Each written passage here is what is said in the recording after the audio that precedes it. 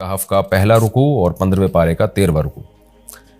یہ سورہ کہف ہے، اس کی بڑی فضیلت ہے۔ حدیث میں رسول اللہ صلی اللہ علیہ وسلم نے ارشاد فرمایا کہ جو جمعے کے دن سورہ کہف کی تلاوت کرتا ہے اللہ اسے دجال کے فتنے سے محفوظ رکھتے ہیں۔ اس کی وجہ کیا ہے کہ دجال کے فتنے میں اور اس میں کیا مناسبت ہے، اس پہ علماء نے بہت کچھ کہا ہے، تو یقینی طور پر اس حکمت کو بیان نہیں کیا جا سکتا، لیکن بہرحال اس کے مضامین ایسے ہیں کہ انسان کو اس سے ایمان میں تقویت ملتی ہے۔ اور بڑی بات یہ ہے کہ رسول اللہ صلی اللہ علیہ وسلم نے جب کسی چیز کے بارے میں ہمیں بتا دیا تو پھر ہمیں اس کی حکمت سمجھ میں نہ بھی آئے تو ہمیں بس اس پر ایمان لانا چاہیے۔ تو دجال کے فتنے سے بچنے کے لیے اگر کوئی جمعے کے دن اس کا اہتمام کرتا ہے تو انشاءاللہ اس کو فائدہ ہوگا۔ دجال کے فتنے سے بچنے میں سرسری غور سے ایک بڑی حکمت یہ معلوم ہوتی ہے کہ اللہ تعالیٰ نے بڑے بڑے قدرت کے اپنے نمونے دنیا میں دکھائے ہیں، جیسے اس میں خضر علیہ السلام کا واقعہ آئے گا، اصحاب کہف کا واقعہ، ذوالقرنین کا واقعہ، کہ کیسی اللہ نے ان کے ہاتھوں پہ اپنی قدرت کو ظاہر کیا۔ تو یہ اللہ تعالیٰ کے مختلف کام ہیں، یاجوج ماجوج کا تذکرہ بھی آئے گا اس میں۔ تو اس میں ہمیں پتہ چلتا ہے کہ اللہ کی قدرتوں میں بہت بڑی بڑی قدرتیں، اللہ مخلوق سے بھی بعض دفعہ بڑے بڑے کام لے لیتے ہیں۔ تو دجال بھی اللہ کی ایک مخلوق ہوگا، تو وہ اگر بڑے بڑے محیر العقول کام دکھا رہا ہے تو یہ اس کی علامت نہیں ہوگی کہ یہ خدا ہے۔ جیسے ذوالقرنین سے اللہ نے بڑا کام لیا تو وہ خدا تھوڑی بن گئے، اور خضر علیہ السلام کے ذریعے اللہ نے مردے کو زندہ ایک جو ہے نا وہ دیوار کو سیدھا کروا دیا اور تختہ جڑوا دیا، اور کچھ انہوں نے اللہ کے بتانے سے غیب کی خبریں بتا دیں، تو اس سے وہ خدا تو نہیں بن گئے۔ اور جو اس طرح اصحاب کہف کئی سو یعنی 300 سال تک غار میں سوتے رہے تو اس سے وہ خدا نہیں بن گئے۔ تو ایسے ہی دجال کے جب ہم محیر العقول واقعات دیکھیں گے تو یہ اس کی علامت نہیں ہے کہ یہ خدا ہے، بلکہ اللہ کی مخلوق ہے۔ تو اللہ تعالیٰ نے جیسے پچھلے پیغمبروں میں ایسے واقعات رونما ہوئے اور مقصد لوگوں کی آزمائش تھا، تو دجال بھی لوگوں کی آزمائش ہی کے لیے آئے گا۔ اور بہت ساری حکمتیں ہیں جو علماء نے بیان کی ہیں۔ اچھا، یہ جو جمعے کے دن سورہ کہف پڑھنے کی فضیلت ہے، تو یہ جمعے کی رات کو اگر کوئی پڑھ لے تو بھی یہ فضیلت حاصل ہو جائے گی، تو کیونکہ روایات میں جمعے کی رات کا بھی تذکرہ ملتا ہے اور جمعے کا بھی تذکرہ ملتا ہے۔ الحمدللہ الذی، تمام تعریفیں اس اللہ کے لیے ہیں، انزل علی عبدہ الکتاب، جس نے اپنے بندے پر کتاب کو نازل کیا، ولم یجعل لہ عوجا، اور اس کتاب میں اس نے کوئی کجی نہیں رکھی۔ یہ قرآن کا کمال ہے، آپ الحمد سے لے کے والناس تک پڑھیں، 2 اور 2 4 کی طرح اس کی آیتیں اور اس کے مضامین سمجھ میں آتے ہیں۔ قرآن کے علاوہ کوئی بھی مذہبی کتاب آپ پڑھ لینا تو آپ کو سمجھ میں نہیں آئے گی کہ یہ کیا کہا جا رہا ہے اس میں، اور وہ باتیں نیچر کو اپیل بھی نہیں کریں گی، اور انسان وسوسوں کا شکار ہو جائے گا اور مصیبت میں پڑ جائے گا۔ لیکن قرآن کے دعوے کتنے واضح ہیں، اور دعووں میں تناقض نہیں ہے۔ قرآن نے کہا خدا ایک ہے، ہر جگہ یہی کہا کہ ایک ہے۔ محمد صلی اللہ علیہ وسلم کو کہا کہ نبی ہیں، بشر ہیں نبی ہیں، تو بشریت کو ثابت کیا قرآن نے۔ جہاں نبی صلی اللہ علیہ وسلم سے اوٹ پٹانگ معجزوں کا مطالبہ کیا گیا تو بتا دیا گیا میں بشر ہوں۔ ایک ہی دعویٰ رہا ہے مسلسل شروع سے آخر تک، اور آخری نبی ہونے کا جب دعویٰ کیا گیا تو آخری ہی، یہ نہیں کہ پھر قرآن میں اشارے دے دیے ہوں کہ کوئی اور نبی بھی آئے گا۔ تو تناقض نہیں ہے قرآن میں، نماز کو فرض کیا تو نماز فرض ہے۔ تو یہ جتنے مضامین، پھر اخلاقیات کی جو تعلیم دی وہ تعلیم سیم ہے۔ تو یہ ہے کہ عوج نہیں ہے، بالکل نیچر کو اپیل کرنے والی 2 اور 2 4 کی طرح صاف ستھری باتیں ہیں قرآن مجید میں۔ یہ خود قرآن کا ایک بہت بڑا معجزہ ہے۔ آپ کبھی بھی کسی جھوٹے آدمی کو جب سنیں گے نا، اس کی باتوں میں ٹکراؤ بہت ہوگا۔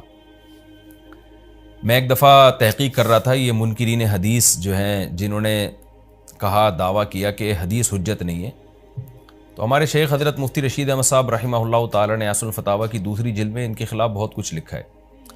تو اس میں ایک بڑی دلچسپ بات یہ تھی کہ جب یہ منکرین حدیث کا جو بانی ہے نا، پرویز نام تھا اس کا، پورا نام اس وقت ذہن میں نہیں ہے، تو اس کی کتابوں سے حضرت نے تناقض نکالا۔ مفتی رشید احمد صاحب رحمۃ اللہ علیہ نے تناقض کیا نکالا؟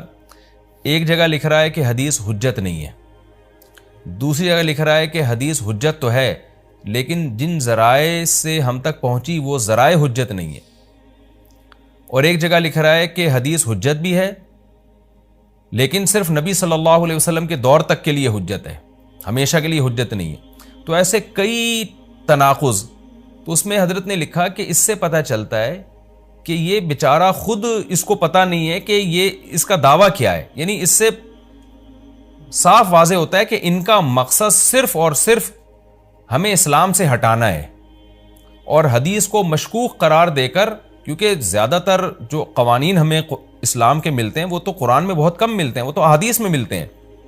قرآن تو زیادہ تر عقیدے کی بات کرتا ہے، آخرت کے تصور کو ہماری نظروں میں اجاگر کرتا ہے، اخلاقیات سکھاتا ہے. مسائل، فقہی مسائل، وہ تو زیادہ تر احادیث میں ہیں. اسلامی قانون جسے ہم کہتے ہیں، تو مقصد اس کا یہ ہے کہ اسلامی قانون سے کسی طرح لوگوں کو ہٹایا جائے. تو جیسے جس وقت بن پڑی وہ دعویٰ اس نے کر دیا. کبھی مجلس دیکھی کہ یار اس وقت یہ دعویٰ کرنا زیادہ مناسب ہے کہ حدیث حجت تو ہے لیکن جن ذرائع سے پہنچی وہ ذرائع قابل اعتماد نہیں ہے، تو وہاں اس نے یہ دعویٰ کر دیا. تو جھوٹا آدمی کسی ایک بات پہ ٹکتا نہیں ہے. آپ مرزا غلام احمد قادیانی کے دعووں کو دیکھ لیں، اس کی کتابوں میں کہیں وہ لکھتا ہے کہ میں نبی نہیں ہوں، میں تو امام ہوں، اور کہیں لکھتا ہے کہ میں، شروع میں اس نے یہ دعویٰ کیا تھا کہ میں نبی نہیں ہوں، میں امام مہدی ہوں. پھر اس نے دعویٰ کیا میں حضرت وہی عیسیٰ علیہ الصلوۃ والسلام جو مسیح موعود وہ ہوں. اس کی کتابوں میں اتنا ٹکراؤ ہے. وجہ اس کی ہے کہ باطل کا ایک ہدف ہوتا ہے، تو وہ دیکھتا ہے کہ جیسا دیس ویسا بھیس. جیسے اس کا ہدف ہوتا ہے شہرت، دولت، اور یا لوگوں میں پھوٹ ڈالنا، یا کوئی منصب حاصل کرنا کسی سے، تو وہ پھر دیکھتا ہے کہ جس وقت جو طریقہ اس کو سوٹیبل لگتا ہے نا، وہ وہی طریقہ اختیار کر لیتا ہے. تو ہر باطل میں یہ ہوتا ہے. آج بھی ہم دیکھتے ہیں جو اہل باطل ہوتے ہیں وہ کسی ایک بات پہ ٹکتے نہیں ہیں. ایک تو ہوتا ہے نا انسان سے غلطی سے ایک دعویٰ ہو گیا اس سے رجوع کر لے، وہ ایک الگ چیز ہے، وہ تو ہر انسان سے خطا ہو سکتی ہے. لیکن اہل باطل کے دعووں میں بہت ٹکراؤ ہوتا ہے، وہ کسی ایک بات پہ ٹکتے نہیں ہیں. آج بہت سارے اسکالرز ایسے ہیں کہ آپ جب ان کی تقریریں سنیں گے یا ان کی کتابیں پڑھیں گے تو انہیں بہت ٹکراؤ نظر آئے گا. اسی سے صاف پتہ چل جاتا ہے کہ یہ لوگ اپنے دعوے میں مخلص نہیں ہیں، ان کا مقصد پھوٹ ڈالنا ہے.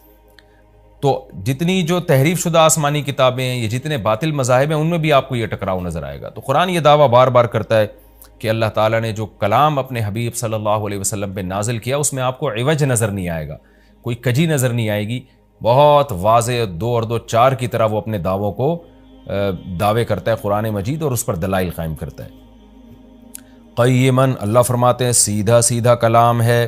لینذر بأسا، تاکہ یہ ڈرا دے. کہ اللہ تو نے اتنا صاف ستھرا کلام نازل کیوں کیا؟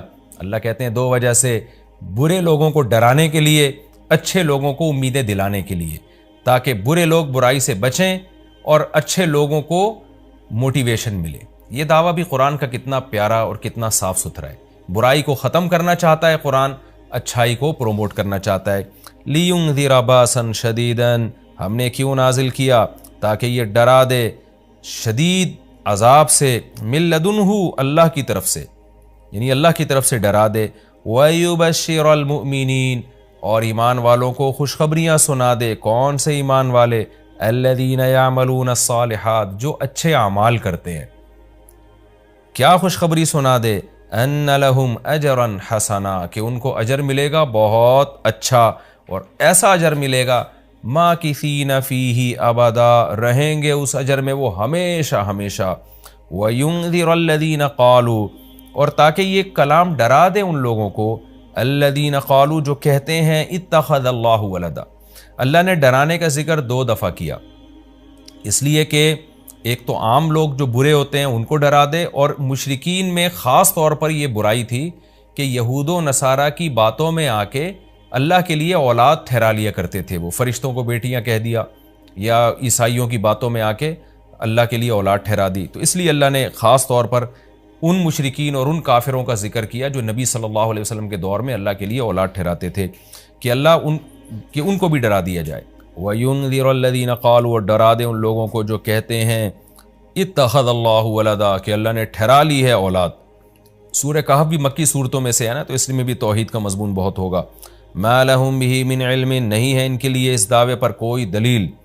ولا لآبائہم، اور نہ ان کے باپ دادا کے پاس کوئی دلیل تھی. یہ اکثر کہتے تھے نا بھائی ٹھیک ہے ہمارے پاس دلیل نہیں ہے لیکن ہم اپنے باپ دادا کو فالو کرتے ہیں. تو اللہ کہتے ہیں تمہارے باپ دادا کے پاس کون سے اس دعوے کی کوئی دلیل تھی؟ اور یہ جملہ ہلکا نہیں ہے. کبرت کلمۃ، بہت بڑا ہے یہ کلمے کے اعتبار سے. ایسا کلمہ جو ان کی منہ سے نکلتا ہے، منہ سے نکلنے والا کلمہ، یہ بہت بڑا کلمہ ہے، بہت بھاری ہے زمین اور آسمان پر، کہ اللہ کے لیے اولاد ٹھہرا دی. ان یقولون الا کذبا، نہیں بولتے یہ لوگ مگر نرا جھوٹ بولتے ہیں یہ. فَلَعَلَّكَ بَاخِعٌ نَفْسَكَ عَلَىٰ آثَارِهِمْ۔ اللہ تعالیٰ اپنے حبیب صلی اللہ علیہ وسلم کو تسلی دے رہے ہیں کہ اتنا سری جھوٹ بولتے ہیں اور آپ کی دعوت اتنی واضح ہے پھر بھی یہ ایمان نہیں لاتے، تو اے نبی کہیں ایسا نہ ہو کہ آپ غم میں اپنی جان ہی نہ ہلاک کر بیٹھیں، کیونکہ رسول اللہ صلی اللہ علیہ وسلم کا دل بہت گھٹتا تھا کہ اتنی واضح بات میں کر رہا ہوں، اتنا میرے دعوے میں اتنی کلیئرٹی ہے، اس کے باوجود یہ مانتے کیوں نہیں ہیں؟ تو غم سے آپ کا سینہ گھٹتا تھا، تو اللہ نے آپ کو بتایا کہ یہ آپ کی حالت یہ ہو گئی ہے شاید کہ آپ اپنی جان ہی ہلاک کر بیٹھیں۔ دیکھیں اللہ کا شاید یہ ہماری زبان میں اللہ ہم سے بات کرتے ہیں نا، ورنہ اللہ کے لیے تو شاید نہیں، اللہ کے لیے جو چیز ہوتی ہے یقینی ہوتی ہے۔ تو یہاں شاید کا مطلب کیا ہوگا کہ کوئی بھی دیکھنے والا آپ کی کنڈیشن کو دیکھے نا اس وقت، تو وہ کہے گا کہ آپ کی موت نہ واقع ہو جائے، اتنا غم ہے آپ کو۔ تو مقصد ہے غم کی شدت کو بیان کرنا۔ تو اللہ فرماتے ہیں شاید کہ آپ اپنی جان ہی ہلاک کر بیٹھے ان کے پیچھے، یعنی ان کے غم میں۔ اگر یہ لوگ اس قرآن پر ایمان نہ لے کر آئے، اسفا، افسوس اور غم میں آپ کی جان ہی کہیں آپ ہلاک نہ کر بیٹھیں۔ پھر آگے اللہ بتا رہے ہیں کہ یہ ایمان کیوں نہیں لے کر آتے۔ آپ غم نہ کریں، آپ کی دعوت میں کوئی کمی نہیں، آپ کے دلائل میں کوئی کمی نہیں، ایمان نہ لانے کی وجہ ہم بتاتے ہیں کیا ہے۔ کچھ لوگ لائیں گے، کچھ نہیں لے کر آئیں گے، وجہ کیا ہے وہ ہم بتا رہے ہیں اگلی آیت میں، اِنَّا جَعَلْنَا مَا عَلَى الْأَرْضِ، ہم نے بنایا ہے ہر اس چیز کو جو زمین کے اوپر ہے، زینت اللہ، زمین کے لیے، یعنی زمین والوں کے لیے زینت، اٹریکٹیو بنایا ہم نے۔ زمین اجڑی ہوئی ہوتی، کسی کا دل ہی نہ لگتا زمین میں، تو سارے آخرت ہی کی فکر میں لگ جاتے، لیکن زمین میں اٹریکشن ایسی پیدا کر دی ہے کہ یہ اللہ سے غافل کرتی ہے، حق سے دور کرتی ہے۔ ہر آدمی اس زمین کی زینت کو حاصل کرنے کی کوشش کرتا ہے۔ زینت وہ چیز ما یتزین، جو مزین ہوتی ہے اور جس کی طرف انسان کی اٹریکشن ہوتی ہے، چاہے حقیقت میں وہ اٹریکشن کے قابل ہو یا نہ ہو۔ جیسے گندگی کا ڈھیر ہے، اٹریکشن نہیں ہوتی، لیکن آپ نے اس کے اوپر ایک خوبصورت ململ کا کپڑا ڈال کے خوشبو چھڑک دی تو اب وہ دیکھنے میں بھلی لگنے لگے گی۔ تو جو چیز دیکھنے میں بھلی لگتی ہے اس کو مزین کہا جاتا ہے، چاہے حقیقت میں ہو یا نہ ہو۔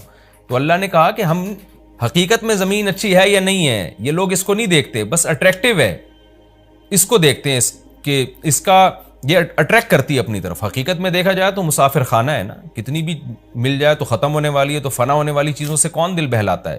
لیکن اللہ بتا رہے کہ ہم نے چونکہ اس کو مزین کر دیا ہے، تو اس مزین ہونے کا نتیجہ یہ ہے کہ کچھ لوگ اس میں پڑھ کے اللہ کو بھول جاتے ہیں اور کچھ اس کی حقیقت کو دیکھ کر اللہ کو یاد رکھتے ہیں۔ تو آزمائش جبھی ممکن ہے جب اس زمین کو اٹریکٹیو بنایا جائے۔ آگے اس لیے اللہ نے فرمایا کہ ہم نے بنایا ہے جو کچھ اس زمین کے اوپر ہے، زینت اللہ، زمین کے لیے مزین۔ کیوں بنایا ہے؟ لِنَبْلُوَهُمْ، تاکہ ہم لوگوں کو آزمائیں، ایہم احسن عملا، کہ ان میں عمل کے لحاظ سے زیادہ اچھا کون ہے۔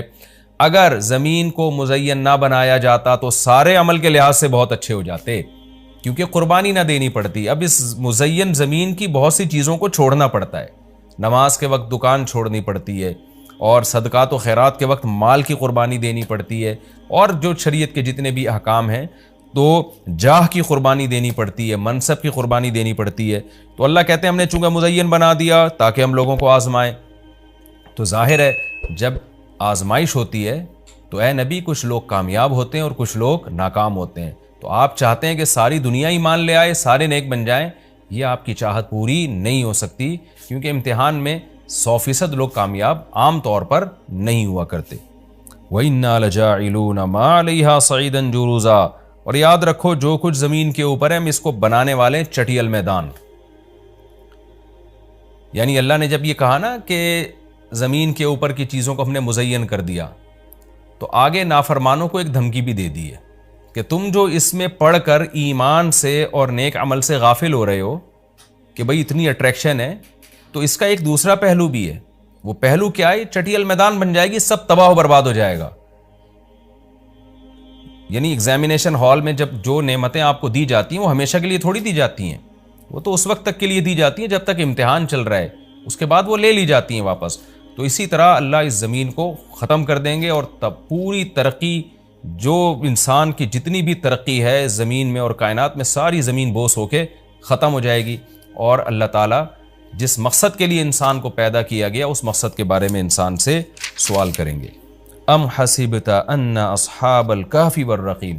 قرآن نے یہ کچھ تمہید بیان کی کہ یہ دنیا آزمائش کے لیے اور سب کچھ ختم ہو جائے گا، جو قرآن کا اصل مقصود ہے۔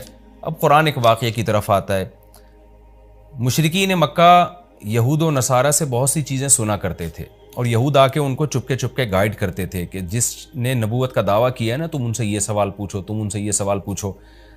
پھر یہود دیکھتے تھے کہ ہماری تورات کے مطابق جواب ملتا ہے کہ نہیں ملتا، تو ان کا یعنی خیال یہ تھا کہ محمد صلی اللہ علیہ وسلم جواب نہیں دے پائیں گے تو ہم بتائیں گے دیکھو ہماری تورات میں تو یہ لکھا ہے، اگر یہ اللہ کے نبی ہیں تو یہ تو ہر آسمانی کتاب یہ واقعہ بیان کرتی ہے، تو قرآن کیوں بیان نہیں کر رہا؟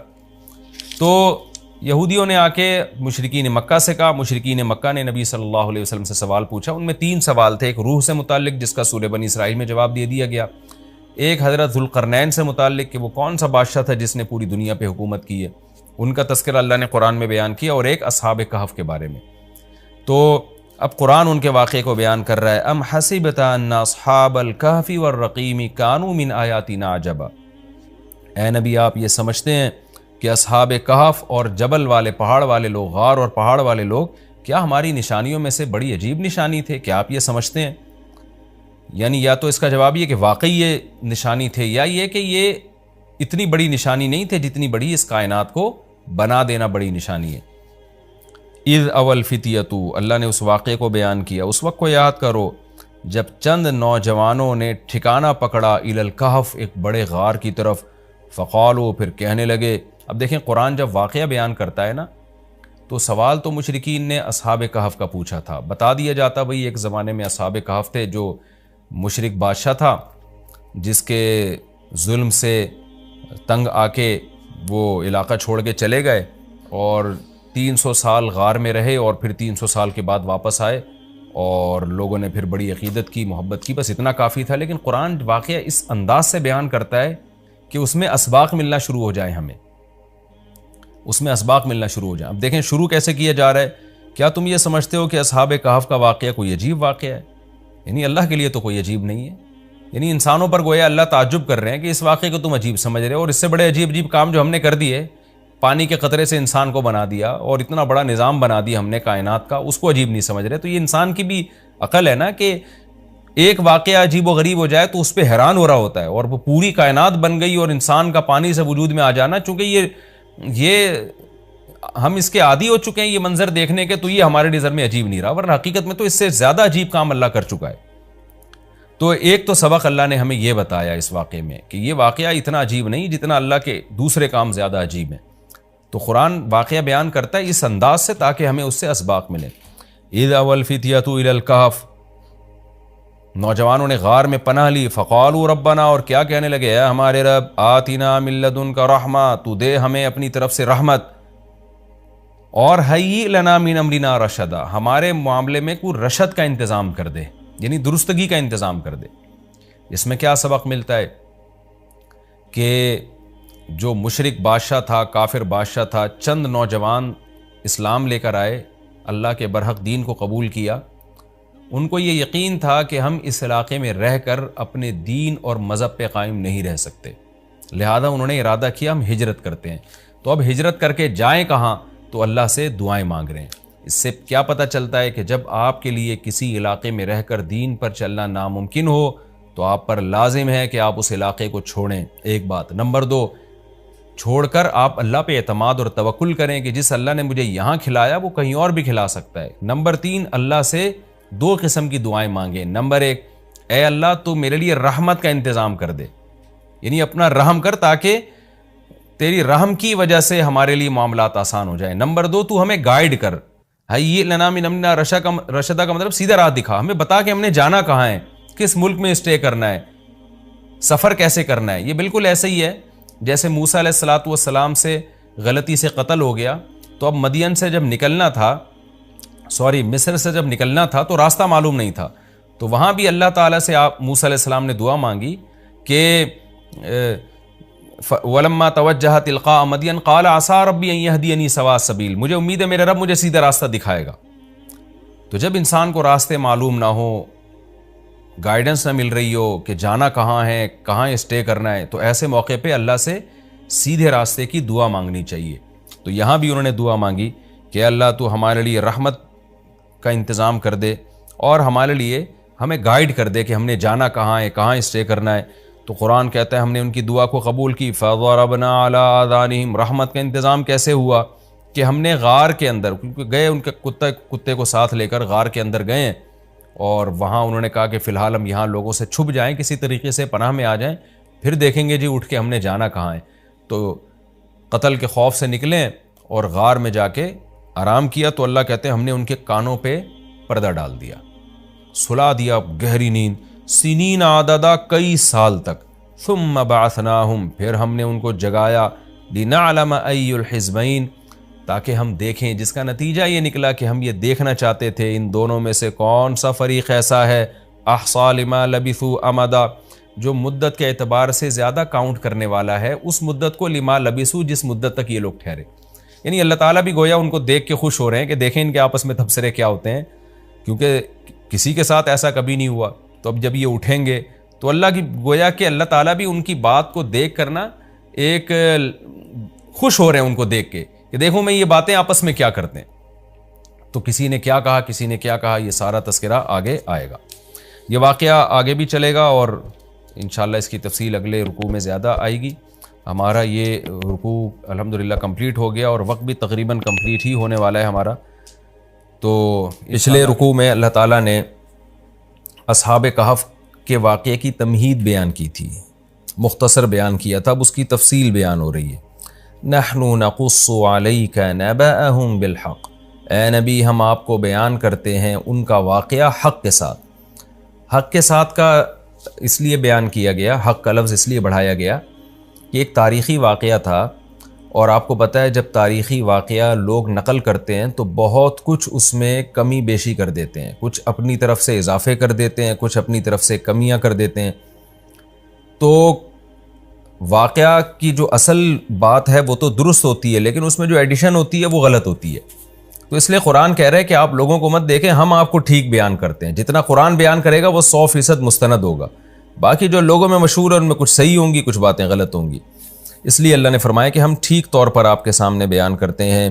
وہ واقعہ کیا ہے؟ انہم فتیۃ آمنوا بربہم، یہ چند نوجوان تھے۔ چند کا ترجمہ میں نے کیوں کیا، بار بار بتاتا ہوں کہ یہ جو تنوین ہے نا، تنوین اس کا مطلب ہے چند، اور ویسے بھی فتیۃ یہ جمع قلت ہے، افعل، افعال، فعلۃ، افعلۃ، یہ چار اوزان وزن عربی میں جمع قلت کے لیے استعمال ہوتے ہیں۔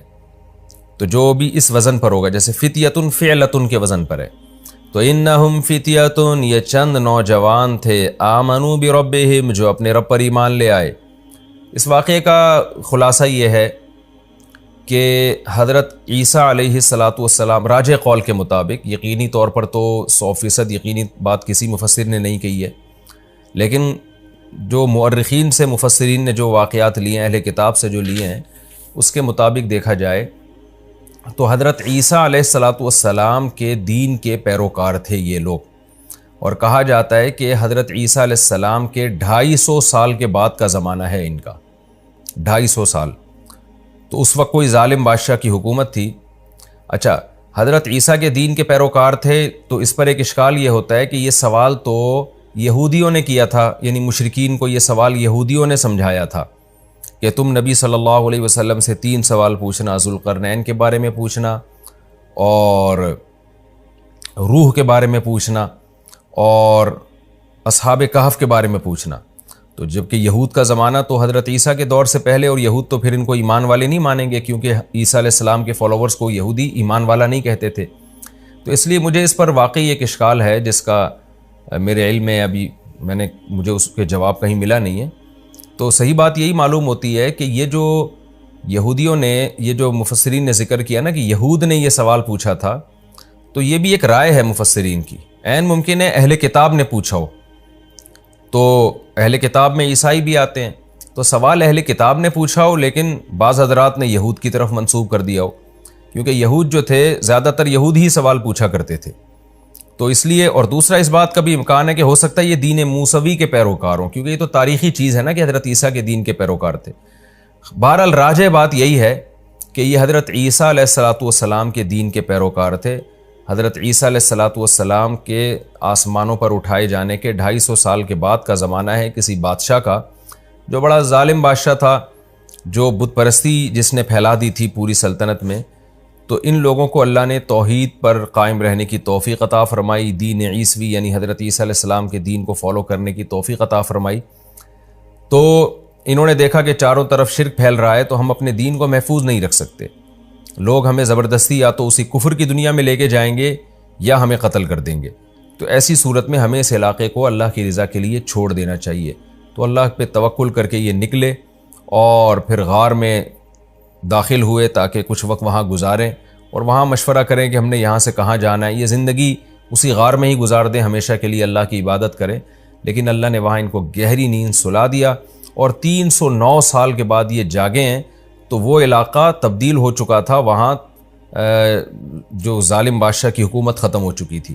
اب 309 سال کا زمانہ اگر دیکھا جائے تو حضرت عیسیٰ علیہ السلام کے بعد 250 سال یہ اور 300 سال وہ، تو 550 سال، یعنی حضرت عیسیٰ کے 550 سال کے بعد یہ بیدار ہوئے ہیں۔ اور نبی صلی اللہ علیہ وسلم کی جو ولادت ہوئی ہے وہ 570 عیسوی کے آس پاس ہوئی ہے، یعنی یقینی طور پر تو نہیں کہا جا سکتا، 2-4 سال آگے پیچھے ہو سکتے ہیں اس میں۔ تو یہ جو کہا جاتا ہے نا 570 عیسوی میں، یہ 100% یقینی نہیں ہے، 2-4 سال اس میں اوپر نیچے ہو سکتے ہیں۔